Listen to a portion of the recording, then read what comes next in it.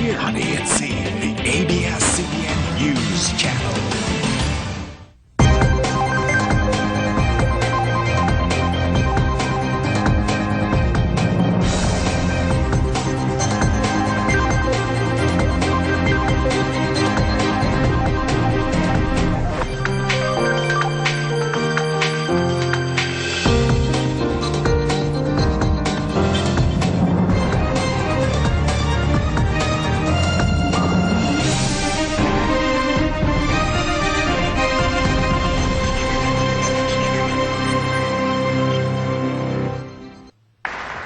Ipasa na po natin ang National Land Use Bill.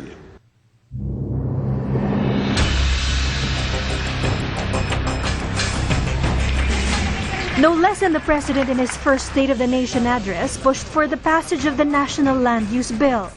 A land use plan is a blueprint of a city or municipality. It is a guide for government to orderly dispose the land and classify these as for agriculture, residential, commercial, industrial, open space, or a reserved green area like forest lands, swampland, river, or lake. With this, a city or municipality is able to sustain and manage a growing population, provide shelter and feed its people, and adjust to the evolving environmental landscape and climate change. Several bills are pending in Congress to create a national land use policy. The question is, how soon can lawmakers pass the measure and finally provide a comprehensive guide map for using the Philippines' limited land and water resources?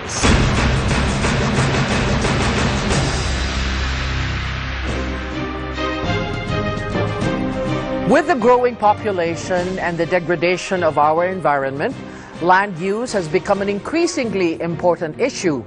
Food production, human settlement, and identifying protected areas and industrial zones should be in the forefront of government plans. How will concerned sectors work with the government in ensuring that our land is put to good methodical use? Our question, what should government prioritize in land development, agriculture, residential or industrial lands? You can join our discussion. Text us React space ANC space with your name, address, and message. Then send to 2331 for Globe, Touch Mobile, Bayan, and Sun subscribers, and 231 for Smart and Talk and Text subscribers. And send us your tweets at twitter.com/ANC alerts, and be a fan of Talkback with Tina Palma on Facebook. With us, Environment and Natural Resources Under Secretary Manuel Herochi. We also have, joining our discussion is J.B. Garganera. He is the National Coordinator of the group Alianza Tigil Mina. You got that right, Tigil Mina. We also have lawyer Aison Garcia of the Comprehensive Land Use Plan Now, or CLUP Now. We also have Dr. Andreas Lange. He is the National Resources Governance Chief Advisor of the German group GTZ, which has been advocating substantial land use. And we have Dr. Jaime Cura. He is the he's the Chief Executive Officer of Creba Land. It's all gentlemen here. We were supposed to have the Akbayan party list representative, but she's very busy, but we hope to get her on the line. Okay, so maybe this is the first time people are hearing about national land use. Or even the bill. We've never heard about it until now when I started to read about it. Who can tell us about this pending bill, the land use bill? Yusek. Thank you, Tina. What I can discuss now is the draft executive version of the bill that we are trying to propose, or the President is trying to certify as a priority bill. The bill basically contains there are current land use policies in different laws now. They're all incorporated into that bill. However, the conflicting policies or the conflicting areas of these policies are being addressed by the bill on how to settle conflicting uses. Then there is an introduction of the sustainable development, economic, social development principles in land use planning. So that is a very substantive viewpoint that will be put in the land use policy. In the National Land Use Bill or Yes. national. How? Why? How was it done before this national land use? The local government was doing their own land use plan, and other government agencies were. Well, the What was land the use plan- confusion that led to the creation of this national land use bill? The confusion is that in every laws that we have, agricultural, land reform, urban settlement, has their own principles and policies of land uses. Then the local government was asked to develop their local land use plan, using as much as possible also local viewpoint in the land uses, but also considering all existing land uses. But in all those policies, in the independent laws that we have a lot of conflicting. Who takes precedence over what use is not an issue in those bills. Now, this land use bill will have to settle this up as a people, because in the bill now is the extensive use of public consultation. People now must decide as a community what are the priority uses of lands based on principles that are being laid in and policies that are being laid in the bill. Okay, you represent. Is this the mining sector? Well, Or are you the community that wants to be a watchdog Well, for the development of mining industries? okay. Our alliance is a group of communities and organizations that is challenging the mining policy of the government. And this challenge was rooted because of the magic word that Yusek Hirochi used. There is a very significant amount of land conflicts. And I think the interesting part here is that one of the confusion that may have resulted from this conflict is we have a very dated land classification, what you say, like 1930s, our land classification and the original map. in this national land use bill that's being talked about, that is there and has not been even discussed, includes mining, the Yes. mining because area. From what As I one of the understand, there are special four. As one of the special The Constitution concerns. talks about four land classifications. There are forests, agriculture, mineral reservations, And aqua? and Protected and parks. protected Protected parks and areas. forests. This does not include water resources. There should be either under protected resources or under They are forests. protected in forests. And forests. These are rivers. Yes, and the yeah, lakes, okay. especially if they're under forests. Okay. So your group now, your interest as a legal arm of this coalition, is that how you are in Yes. this discussion? We are in a campaign to help the passage of a national land use policy. This has been going on for almost 20 years already, because we see that there is a need for the government to exercise its role in rationalizing the use of land, because land has a social function. It's not just a commodity where you can buy from the market. It has an effect on the food security. It has an effect on the lives of other people, like the environment, the cultural connection with the land. So government has to step in and try to manage Even correctly. if there are tracts of land owned by private individuals or corporations, regardless whether regardless it's private of whether or it is public, private or it is public, government has a must role develop. in regulating the use, and also in how to control land being degraded or being used for efficient uses, ma'am.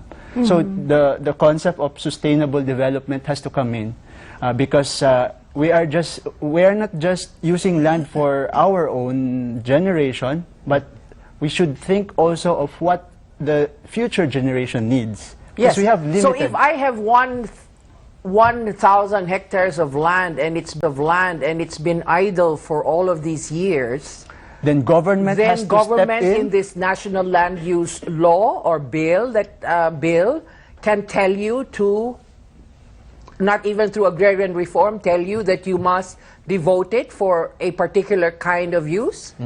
Yes, ma'am. The government has that power to tell or to because under the land use policy bill, government and the people must decide on how to efficiently use our land. If there are idle lands or there are too much land concentrated on this particular sector, then government has to come in and try to be the Okay, regulator. I have 10 hectares of land that Yes. used to be planted to rice or corn, but I want to make it into a residential with a golf course.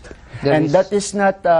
Is that something that this National Land Use Bill can also regulate? Yes. Yes, ma'am. Yes. It- Yes. Even now, there are laws already that regulate it. these are in place. The Agriculture and Fisheries Modernization Act, and the new law on agrarian reform, the CARPER, RA 9700, prohibits conversion, they call it conversion of irrigated and irrigable lands for Other uses. non-agricultural uses, because the country needs more land for food and for agriculture. That is precisely why we put that question out. What is the priority?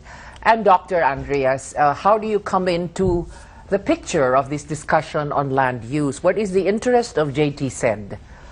As a German institution that's been here for about 30 years now. Yeah, thanks. Well, our interest is support. We want to support the Philippine government in developing an appropriate land use policy. We have been assisting the DNR, but also other agencies, in analyzing land issues. For example, today you have about 25 up to 30 million people living in uplands. They occupy basically illegally forest lands. They're not supposed to actually stay in those areas. So you have a large settlement issue. You have many people who use up resources unsustainably. And we are trying to develop solutions together with our Philippine partners how to make land use sustainable, especially in the forest, but not only in the forest lands, also in the coastal areas, and trying to develop a system where land conversion, for example, or if you want to call it land conversion, or alternative land uses are regulated. For example, your golf course shouldn't be ruled out straight away, but there should be a regulation under what conditions you would be allowed to change from a rice paddy to a golf course. This has to be regulated. Yeah, but you mentioned about 25 million people occupying illegally. Up to 30 million, the Up EMB to 30 million. is estimating These today. are tribes, these are... No, they're regular upland developers, dwellers, Actual dwellers. upland dwellers. actual dwellers. They're not indigenous peoples who... No. And these are not ancestral domain Domains, lands. No. This would be migrants mostly. This is probably part of it. That number certainly contains a certain amount of indigenous families. Yeah. But this is the overall estimation of the That's estimation. DNR. Okay. And these areas that they occupy are not privately owned, or these are declared as government Forest land. land. It's forest government land, therefore belongs to The government. the state. Yes. Okay. Yes. Okay. So they just very freely occupy it and think that the government will not charge them for anything. Well, people have to live somewhere. Yeah. Yep. These are And, people who are marginalized down there, and they have Yes. to go up. If you look at their income situation, a few of them are making more than $1 a day. Yes. Okay. So we got everyone's expertise before the public, so they know exactly what we're talking about. And of course, Dr. Cura is with CREBA. This is the Chamber of Real Estate and Builders Association. and Builders Association, and you represent the private sector. Yep. It's a private organization. It's a Trevor. private organization representing the interest of real estate, Yes, the real estate sector. but my presence here is on behalf of Creba Land, Yes. which is a private company that was put up by Creba and other investors to address the problem of title verification and the problem of the lack of technical systems to hasten the process of identifying parcels of land all over the country. And whose job is that? That's the Land Registration Authority? It is supposed to be the job of Why do you say government supposed to be? agencies. Well, They're not doing their job, is that what you say? well, by their own admission, no? They wish they could have done it a little faster.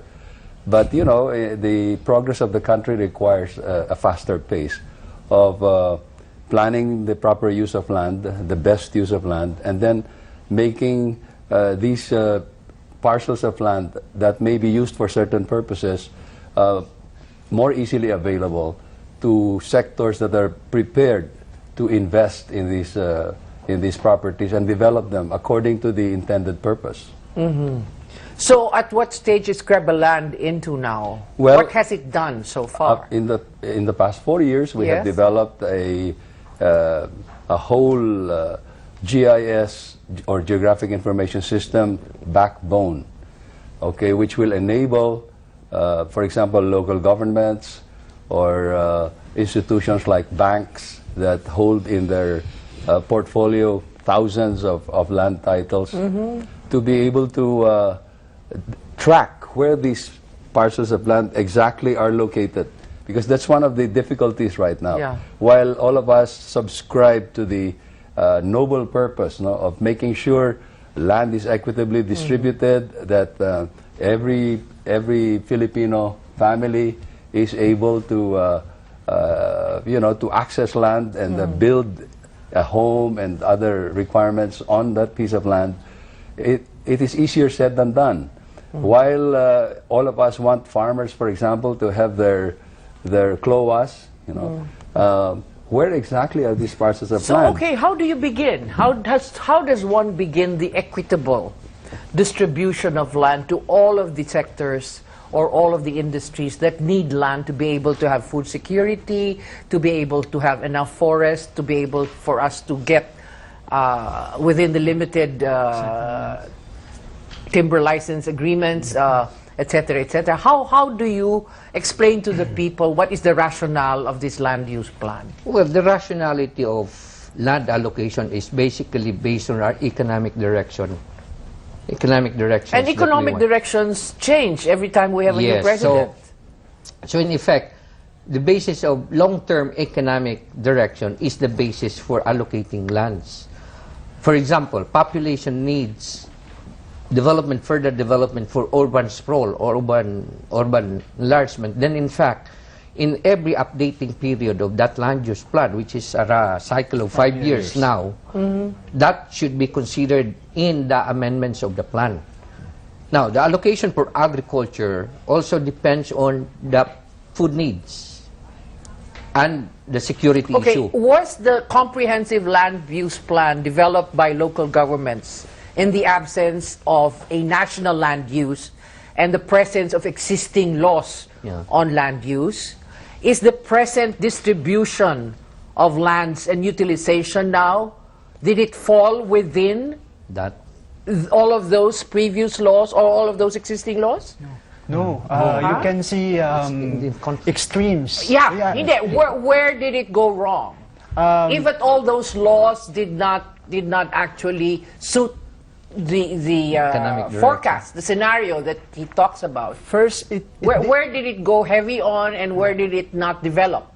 well, first you can already see many agricultural lands being converted at the wrong places. Because they forgot to do the computation for the expansion of population. Not to, only that- Hindi yun. Not only that, ma'am. Because Agriculture being converted to residential. Residential. and industrial. Industrial. Because they Yeah. fail also to get the sentiments of the people. In a national land use bill that we are proposing, and which is in fact filed already, HB 478, House Bill 478, there's a bottom-up approach where you ask the community what they need, you assess from the grounds what is really needed by the community, and then you gather Level of local government, and of course they don't like to have an ethanol because there are environmental concerns. I don't know if that is a problem. No, I'm just using it as an example blindly. Yes. Is that going to make things better for the for the implementation of a land use plan? Yes, it will make things better, How ma'am, do you because, see that? Let's say it's yeah. mining. Let's use as an example mining, okay? Some mining, Australia or China Yeah. is going to come in and say they want to develop, they want to put up a mining Operation. A mining operation project, here. And you want to go to the barangays and you're going to talk about it, they're going to open it. No, because they're going to have environmental problems. Look at the incidents of these other areas. Yeah. So, paano yun? How do you include that now?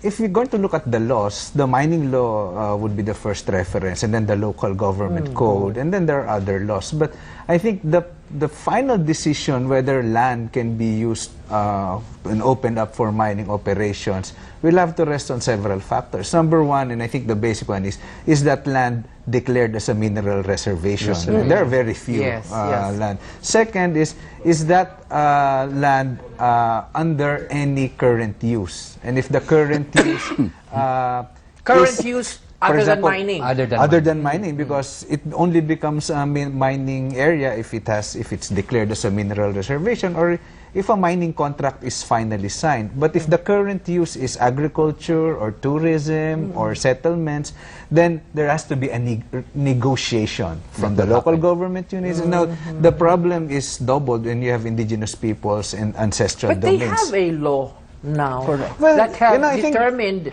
but the areas that they Well, actually... Ma'am, you did ask, is it a practical implementation? Yes, You know, in the yes. Philippines, Yeah, we have a lot of good laws. Now, I think Yeah. the problem now is with the implementation. And what is good with this new law, with this Yeah, upcoming proposed. bill, is Yes. that kind of issue of what are the criteria for mining is already there. That principle is already well laid in that current bill. And- in the old laws, it is really a conflicting interest. There's no And there is arbiter. no harmonizing process. So, Yes, very quickly. May I just read the comments and let's see how people are understanding our first part of the program. From Mirna of Rizal, the government should develop residential areas first instead of prioritizing industrial areas. We need homes first, then jobs. From Manong Ben of Isabela, dapat sabay na tugunan ng pansin ng gobyerno ang agriculture at residential development para kaming mga farmers may source na ng kabuhayan, may sarili pa kaming lupa na pwedeng tirahan or tirahan. From Lloyd of Cavite, yung mga malalawak, Andreas, I'm sure you've been here for a long time, so you know what we're talking about. Malawak na taniman, huwag naman sanang gawing golf course. Kawawa naman yung mawawala ng kabuhayan. From Dr. Eric, USEC, please address quarter problem by repealing Lina law. This will solve half of our problems already. More about this discussion. I think you're beginning to understand what we're trying to talk about here. It is a very important issue now. Because if this law is if this bill is passed, does that assure those who are homeless will get a crack at a piece of land and will have a house? I mean, you'll answer that. When we return, you're watching Talkback. Is that going to be the bill?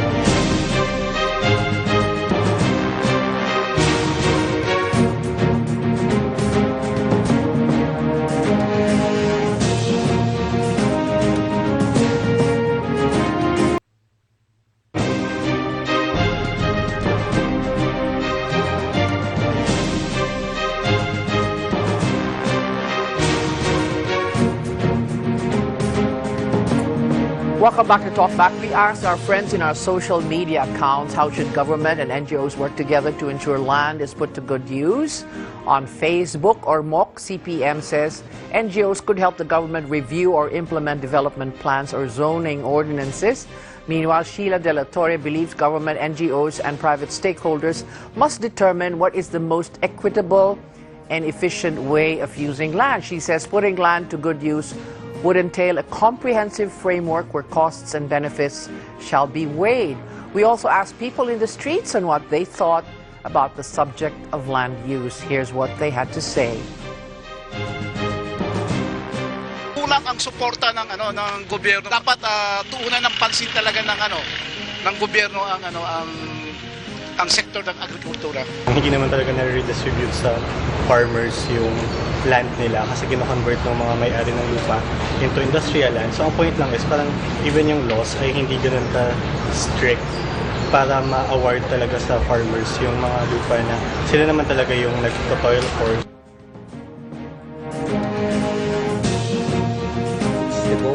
Okay, still with us, DENR Undersecretary Manuel Herochi, JB Garganera, National Coordinator of the group Alianza Tigil Nina, Lawyer Ason Garcia of the Comprehensive Land Use Plan Now, or CLUP Now, Dr. Andreas Lange, he's the National Resources Governance Chief Advisor of the German group GTZ, and we have Dr. Jaime Cura, Creba Land Chief Executive Officer. We want to find out now who will be the arbiter, because if you're talking about bottom-up, there's going to be a whole debate in the community, and this is very healthy to find out exactly how the people want their land to be used, okay? Who is going to now determine in instances where land in a particular area is owned by one person who happens to be the governor or the mayor Of the town. or a congressman or a powerful person, a landed person? How do you see that shaping out in the discussions? Well, in our constitution, of course, the public's participation should first be prioritized. In this current proposal, we are proposing a council composed of executive offices whose jurisdiction over land, like the DNR or the DAR or the DA, and civil society representatives from the 4 basic sectors who are using the land, like the farmers, the indigenous people, the urban or the Urban dwellers. urban dwellers, and then the fisher folk. But Ma'am Tina, I think we should clarify that this law I don't think it will touch on the ownership of the will land, not. but It's the it will use. clarify the use The of use. the land. So ownership of the land, It's not an that's issue. going to be arbitrary, ownership of land. But that land being owned by someone has to be classified by the local government on what's the most appropriate use. Is that going to be for residential? Is that going to be for industrial? Or is that going to be protected? And the use will be have to be followed by the owner. Yes. Yes, Of for course. example, so if you're an owner and that land is identified as agriculture, you do not have an arbitrary right to convert it to other uses, because according to that land use plan of the town, that area, that piece of land was reserved for agriculture. And will remain for agriculture use forever and ever and until ever. the land use Converted. plan. No, until the land Until use the plan land is use updated. plan. People Revise. decide. The local Revise. government reclassifies the land. Or revise it. How convenient. Yes. Yes. As a matter of fact, Tina, just to spice up this conversation some more, Don't spice up in what way, sir. there are people who say that we may not really need a national land use act. What we may really need is a land use code. Because there have been over the years Many different land laws. pieces of law and legislation that have been passed defining specific uses of Lands. specific types of land. For example, the local government code has enshrined in the local government the right and the obligation to classify the use of the various uses of land within their territory. And that makes sense because they are the ones closest to the territory and jurisdiction of their community. Now, the planning is supposed to be participatory. Now, granted, some local governments have not been able to do this job the way it should be. The thing, therefore, to do is to help them, for national government to give Assist. them the support that is required. Now, What there is the support? training, for example, on how to do the planning correctly, but also number two, technically. Databases. You know, from the time these laws were passed, technology has developed so much. There is now technology available that will help hasten the identification of geographic boundaries between towns and cities. You know, the specific, the current use of land. And the amount of land that's still available. Okay, Dr. Andreas, I don't know if we should use Germany as an example. Does Germany have a national land use Law. act or law? Well, Germany has a very sophisticated way of planning. We have very strong zoning. We make sure that land is really used for the purpose that is the designated purpose. And what it's was the strictly principle involved? enforced. How did it determine whether these areas will be purely for agriculture, this will be for residential, this will be for mining, and this will be for other uses? Of course, you have all kind of different problems that you have to consider. One is ecological. You cannot raise a city in a watershed because then you will run out of water. Of course, that in the mapping that you're talking about, there's a geohazard mapping as well that goes into that database. You probably don't want your multi-billion-dollar bridge on a fault line, for example. So there are a lot of, let's say, ecological or geological consideration first, but then you have social considerations. Where do the people live? Give you one example, going back to the Philippines. LGUs here do not only plan for the land under their jurisdiction, but they're also supposed to plan for the forest lands that is within their boundaries. That's how the local government code is spelling it out. But the forest land is not under their jurisdiction, but it's government land. It's either DNR or you also have ancestral land. You have LGUs. Actually, there's LGUs who have 3 different types of lands, and only one is under their jurisdiction. You have LGU land, you have DNR land, which is the forest land, and you have ancestral domain, which is under the Indigenous People Commission. And under this bill, all of this is integrated into one and plan. now this is exactly the task, how you bring planning for these 3 important types of lands together into one legislation, into one piece of law, and into one coherent structure, institutional structure that is So behind. if we see that there are discordant plans of the local government, will you retool and give them a new plan?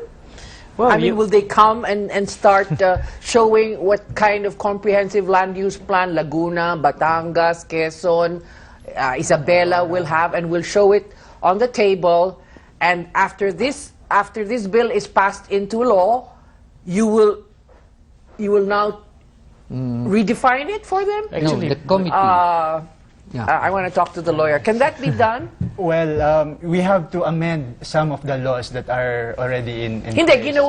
let's say ginawa na ng Laguna yung plano nila. Comprehensive land use, may zoning na sila. And NEDA, I'm sure, did NEDA have to agree on the design, on the land use? That's the rule right of the now, committee. yes, it That's has the to rule go of the through committee. NEDA. But Okay, when this bill is passed into law, pwedeng ibahin yun? Yes, they have to undergo again the process, Planning process. planning, and because the other laws, other interests are not in the current plan, like the interest on disaster, the interest on food security, and all the other interests, the settlement interest should be in place in this plan. So they have to improve it, and then have to undergo participatory process, because many of these plans were done on a table survey, they call it table survey, and they have not actually consulted the people on what's the best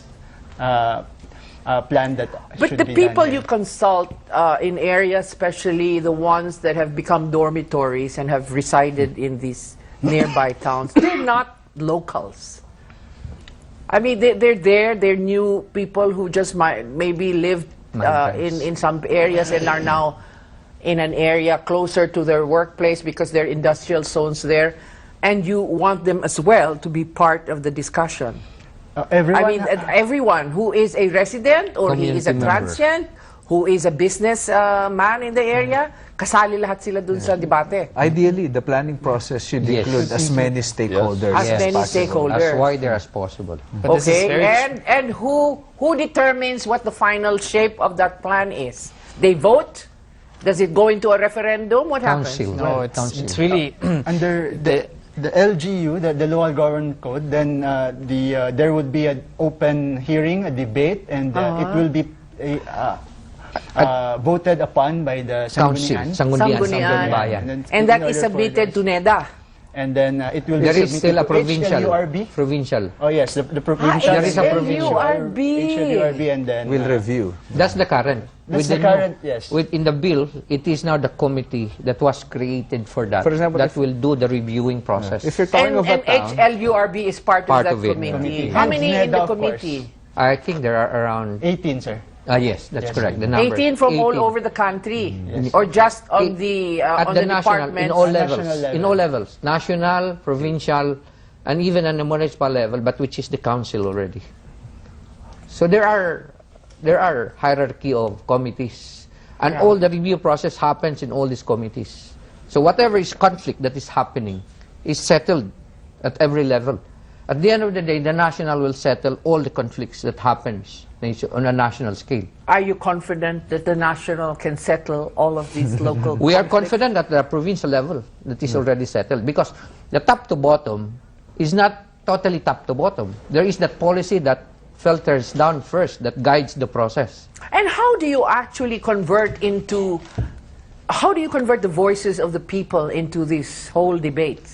They vote on it? It is the council, or the you get a Sangguniang Bayan. sense, The Sangguniang and then Bayan. like puts the imprimatur on the discussion. Yes. but Ma'am Tina, during the formulation of the plans, Political rin ito. Yeah, This is yes, a very correct. highly political Yes. exercise. Yes. But you can do It's a it. It's democratic possible. exercise. And That's now- what I'm saying. People Yeah. always decide. Yeah. At the end of the day, Political. people decide. And it's good?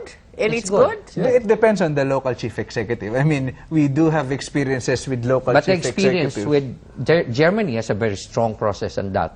Public hearing, where the community and the council member who is assigned for that community hears Party the people. list sila eh. All parties. eh. We have had actually an experience in And this they're country. listened to. As early as the late 70s, the city of Davao conducted what they called an integrated area development planning process.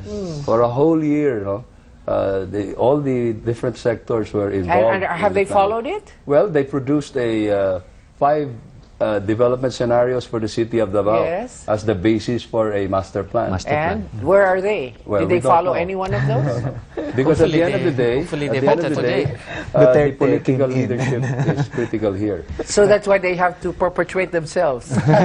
Not really. Talking about the updating of the plans, for example, you referred to Laguna. They already have a plan and so on and so forth.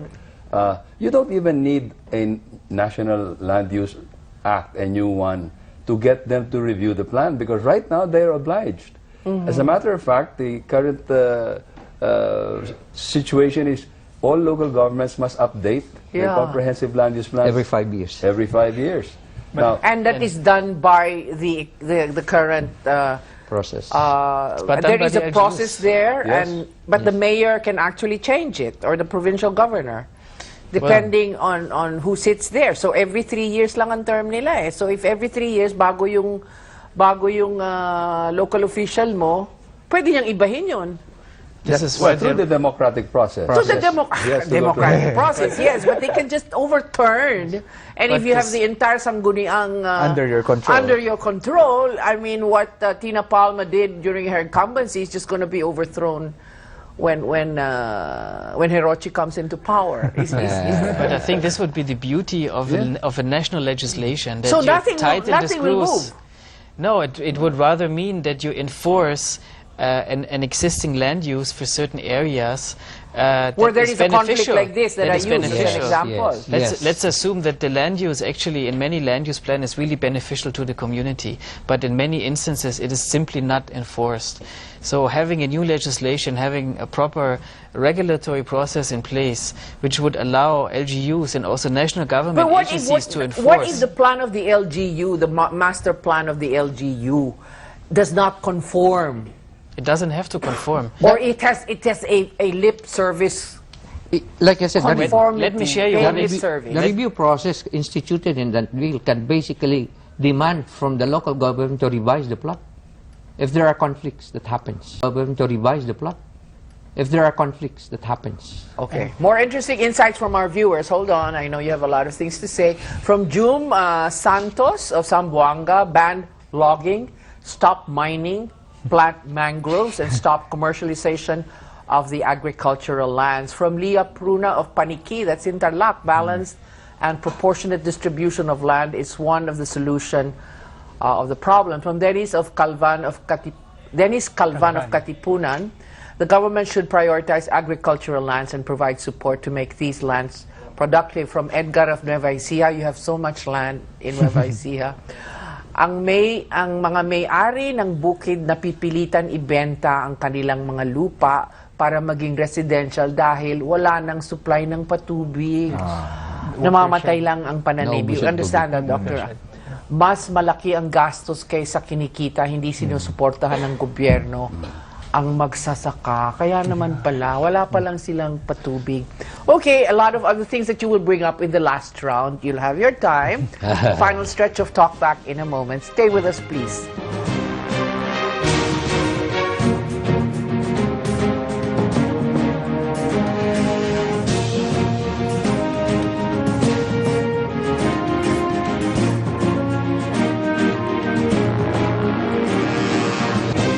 Mga germs! Magkala tayo ng sakit! Nasakop na natin ang dumi sa mga ilalim ng lihim! Ano yan? Napakalapot! Tinatanggal ang dumi natin at pinapatay tayo mga germs! Ah! New Domex Ultra Thick Bleach. Patay ang lahat ng kilalang germs. Sabi niya, bibigyan niya daw po ako ng biskuit ng pagkaabot niya sa akin. Bigyan niya na po kung hindi lahat. Doon niya na po ko inabuso. Pagkabi naman po, pinapanood niya po ako ng bold. Ginagaya rin po namin yun. Pag di po ako sumunod, papatayin niya po daw ako.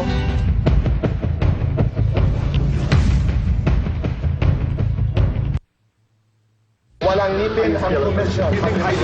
Pero sabi nga nila, pagkahaba-haba man daw ng prosesyon, hahantong at hahantong pa rin po ito sa the bottom line. Well, I will take this one over any Congress interview every day.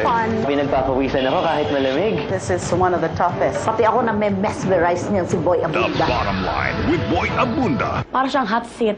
Pero, nang naglaon, naging cold seat naman siya.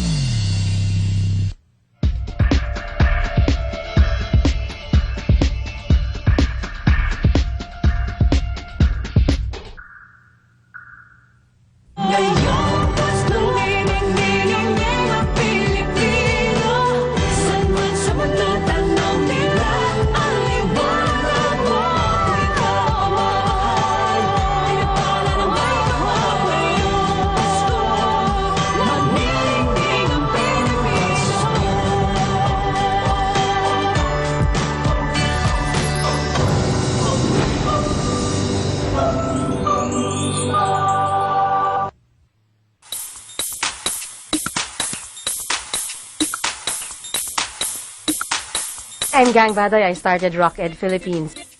What made me decide to join the Brew? It's almost like you're a rock fan and then all of a sudden the rock star says, come to the backstage with me. How can I say no to that?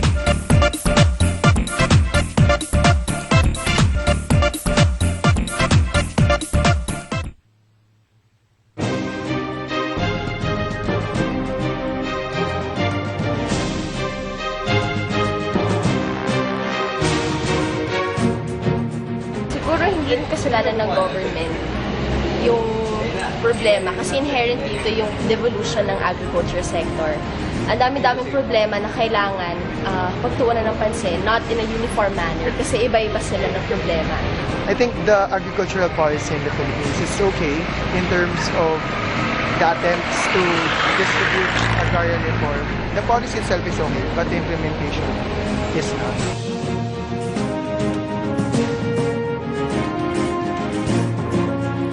Welcome back. Our question, what should government prioritize in land use development, agriculture, residential, or industrial lands? And you saw a sample of how our viewers felt about what the priorities should be. We have the last round, and it's just about 9 minutes, so we need to take your own perspective. We start off with you, Dr. Cura. Where do you see this land use bill?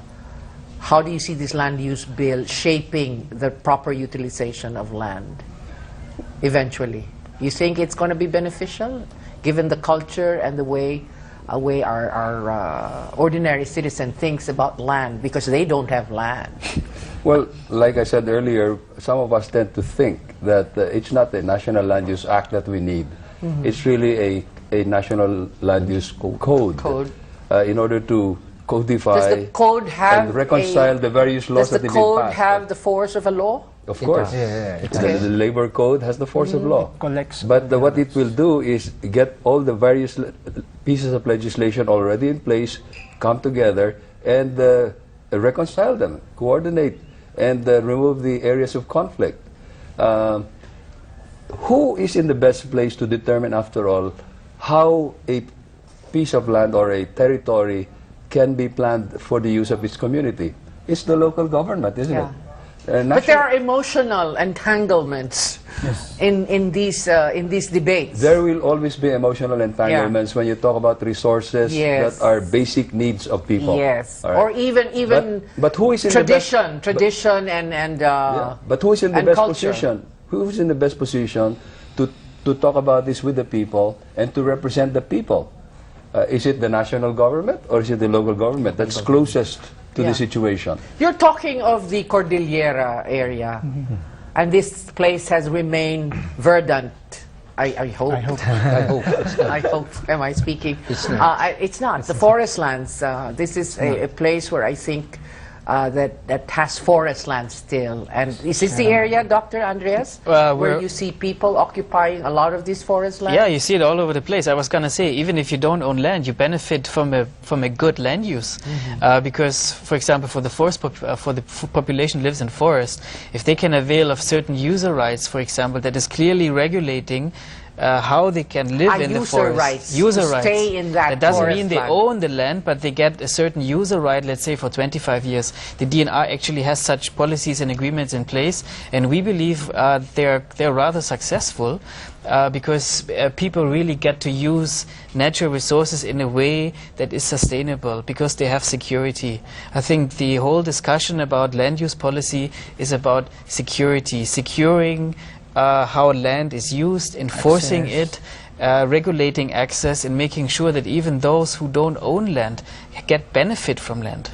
Because if you cross a street, you still want this street is properly maintained, it's properly done. You want to use public transport, even if you don't own the public transport system, or if you don't own the land where the public transport is built on. So there's a lot of benefits for the public that is beyond land ownership, in fact. So we're not anymore pushing for an individual to own land.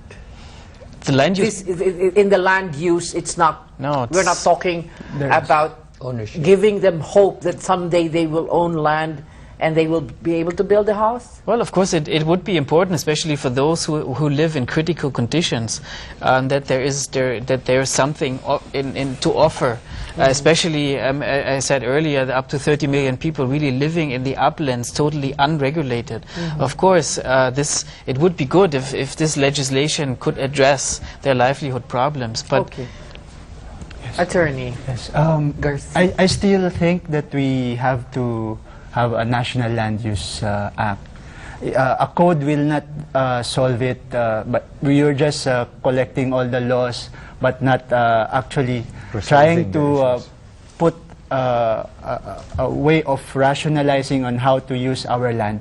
We have limited land, and we have to secure not only our needs, but also the future needs. Food, settlement, and industrial use. Right now, there's an influx of market-oriented development, like setting up of needs, but also the future needs. Food, settlement, and industrial use. Right now, there's an influx of market-oriented development, like setting up of economic zones from there, here, but there are no proven results. Like in Aurora, there's this economic zone, APECO, that is being set up on 12,000 hectares of land of indigenous peoples and irrigated lands and watershed lands. So how can you solve that with just your laws? If you look at the laws, it is clear that there's a moratorium on development on watershed, moratorium on And conversion. how did this APECO come about?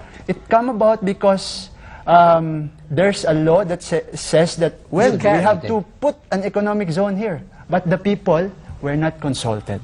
The people are saying, no, we are already developing this area as productive as we can as rice. Okay, in paddies. a practical example Yes, ma'am. like that, in the national land use, Yes, ma'am. that kind of a debate will be settled by the essence of this national land use Yes, act? it will be settled because And? there are And all of the committee members will now listen and talk to the people who are objecting to the formation of this APECO. That venue would be because made there are available. special areas of concern. You will rule in favor of the people? It depends on what is the best use of the land. Right now, the people says that, An economic this zone is is not the very best use. productive rice granary in this area. Why put And they'll have to put show cement? you the yield per hectare, and that's how it's Correct, going to ma'am. be decided upon. Yes. And the committee can actually say, no, we think that there can be an economic zone here. Yes. That can be done. Okay, sir. Well, I think the Land Use Act is timely and relevant, at least for two reasons. Number one, we are hopeful that land conflicts can be resolved. Specifically case on the mining issue. You have a priority of the government to revitalize the mining industry. But then you have local government units who are opposing it.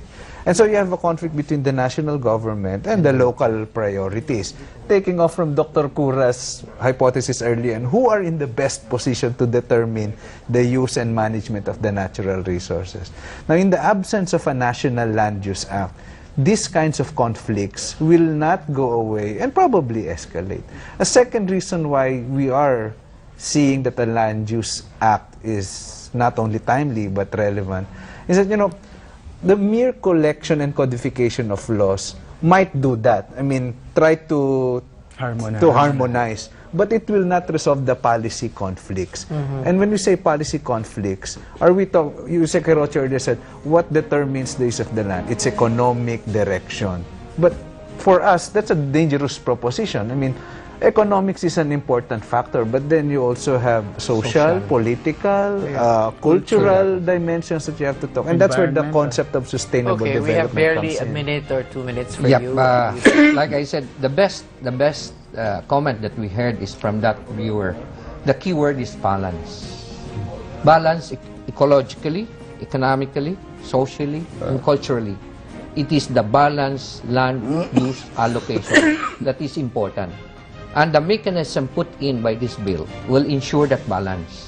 One, balance in the sense of the community, because community will be consulted. Balance in terms of science, because all sustainable development principles was already there.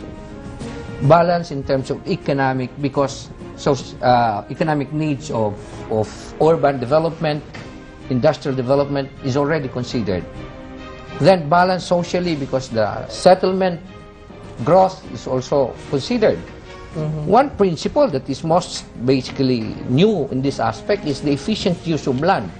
When we talk in the Philippines of house, we talk of big land, lot. Now, when you talk of efficient land use, High then rise. we should talk Medium about rise, at least. Medium rise. And so, Okay, and I therefore think the key we word got your is point. balance. Yeah, balance. And that is what is needed. We can also in the law. balance greed. Yes. Yeah. Okay, thank you very much to all of you for joining us. Very interesting insights on the National Land Use Bill. Hopefully, this Congress will get to put it in the committee for some hearings here and there. Let's see if it passes. Certified Of it. course, it was certified by President Noy Noy. Urgent. As urgent. That's all the time we have. Talk to us again next week on TalkBack.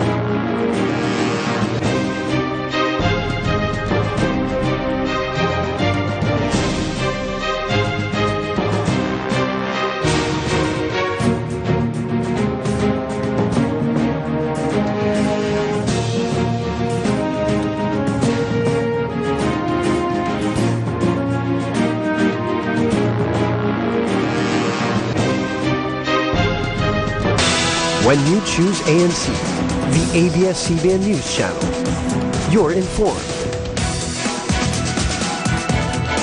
You're ahead. You're empowered. ANC, the ABS-CBN News Channel, is the channel that most subscribers choose to be added on top of their basic Sky Cable package. To all our loyal viewers, thank you. ANC, the ABS-CBN News Channel.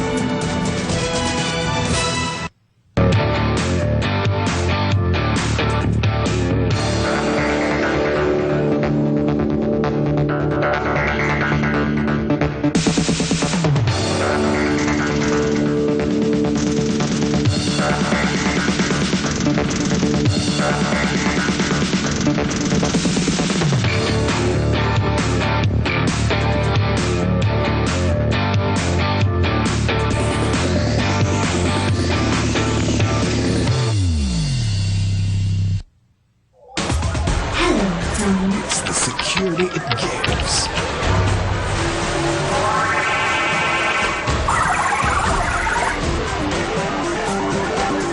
The opportunity it creates.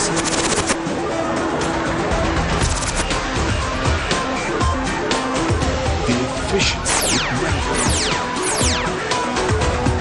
The power it provides. Beyond the gadgets, let's look at the technology that helps create Future Planet. Every Wednesday, 7 p.m. Only here on ANC, the ABS-CBN News Channel. Lining up stories to keep you informed. Covering events to make sense of them. Greeting you with colorful conversation. Getting ready to face the day ahead. Have a head start with me, Karen Davila. Weekdays, 8 in the morning, only here on ANC, the ABS-CBN News Channel.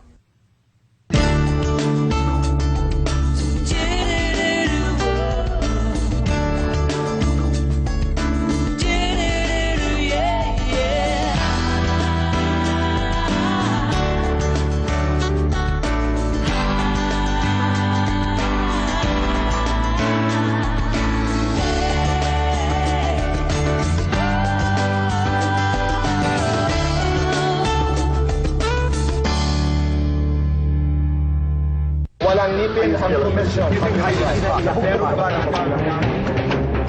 Sabi nga nila, pagkahaba-haba man daw ng prosesyon, hahantong at hahantong pa rin po ito sa The Bottom Line. Well, I will take this one over any Congress interview every day. Pinagpapawisan ako kahit malamig. This is one of the toughest. Pati ako na may mesmerize niyang si Boy Abunda. The Bottom Line with Boy Abunda. Para siyang hot seat.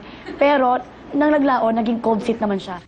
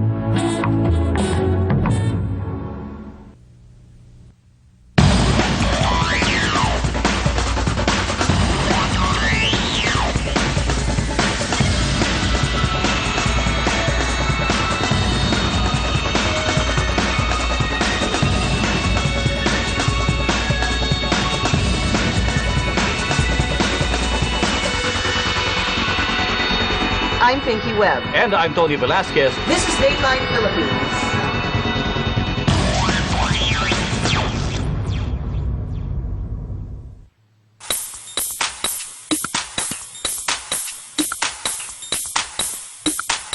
I'm Gang Baday. I started Rock Ed Philippines. what made me decide to join the Brew? It's almost like you're a rock fan and then all of a sudden the rock star says, come to the backstage with me. How can I say no to that?